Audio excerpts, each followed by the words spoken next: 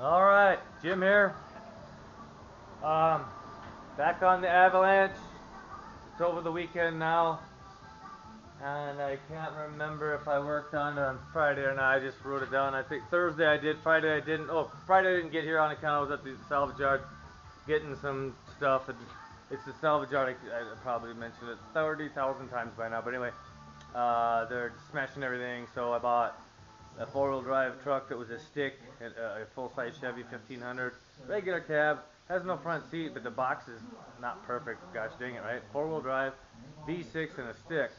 I think it's an easily 1200. They told me 500 bucks, and it just needs a seat. They're giving me the seat, so it's 4 bolts and probably plug it in for seat belt warning light or something like that. Anyway, so I'm gonna try that one there, and then of course I can get almost brand spanking new tires, like the spares on every vehicle you see at the salvage yard as a van or something like that, or a truck, and the tires are down to nothing, but you look underneath it and there's a tire that has what size it is, sticker on it still with nipples sticking out. So if you don't mind, a little different, put two of the matching, you can find matching ones, whatever, put two on one side, put two on the other. What the heck, right?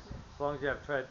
Anyway, that there, and then oh, I was looking for these wheels for my Mercedes mud trucky thing. See, this is the, I don't know what if I've even done any things.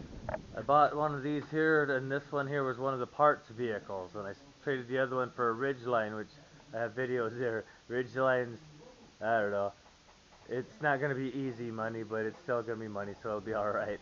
But it'd be a lot nicer. And see, I could do a thing, just dump it at the auction, but then somebody else gets the problem. So it's better to be nice, I think. Anyway, so here what I did was I got I had some over there. Right there you can see 31 5s by 15s, and then here this here I saw an article when I was looking them up to see if they're any good and all like that before I purchased the other one to see what the heck. I said it would handle those underneath that because it has big wheel openings. So then I suppose you get a little suspension lift just because the tires are taller. And then I noticed that these here Jeep, the square style Jeeps, the ones in the, I don't know, late 80s, I guess, before they started getting any kind of roundish, when they're square looking, like the Broncos were squared back then, those little Bronco 2s were square. Anyway, but this rim, I saw one, and I didn't, hey, you know what, I should be able to get that one off the other vehicle. I could only find 3 of them, but I didn't find that Jeep again. I should look at that Jeep and take that darn rim off of there anyway, because it was on, and when I saw it, somebody just put it on, and they stuck it on backwards like that, right?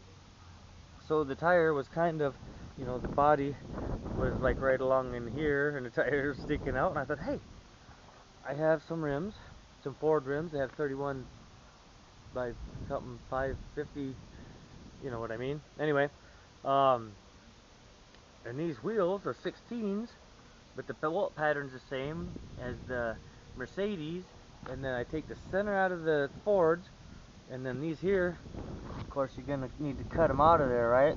So, but there's still lots of meat.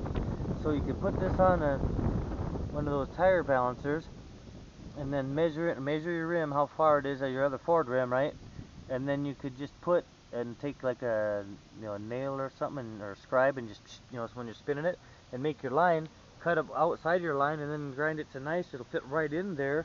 Put it in backwards, then you can have your rim, your Ford rim. If you turn it around backwards, um, that's what I do. See, you turn it around backwards on, not this rim, of course, but on the Ford rim, you turn it around backwards. You take out your valve stem, you weld that shut, make it nice, and you put it on the other side, because then it's deeper on the inside, and it's this rim here. See, you turn it around, then this would turn into a deep dish one. So anyway, so that's the idea. Then I'll move them around for that Mercedes, and then I can move them around where I want them to be, and kind of get the tires, tires where they're not like underneath it, they're actually sticking out like my fingers, like, I don't know.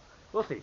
All right, so that I'm not sure why I started off with that, because I was doing the avalanche thing, but here we go to the avalanche. What's gonna happen now?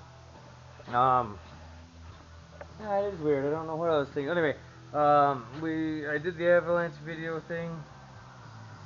We have pinholes. You can't see the pin. Maybe you can. I'm gonna go in there real close. This thing has one of them 12 meg things or something, I think. So I don't know.